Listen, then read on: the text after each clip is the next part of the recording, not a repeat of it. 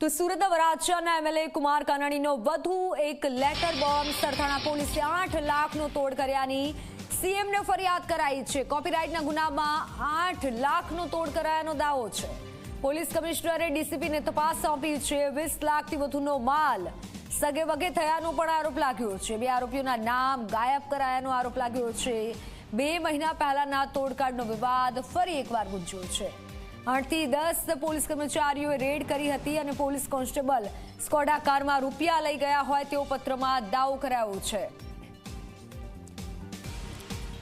20 લાખથી વધુનો માલ સગે વગે થયાનો આરોપ લગાવ્યો છે.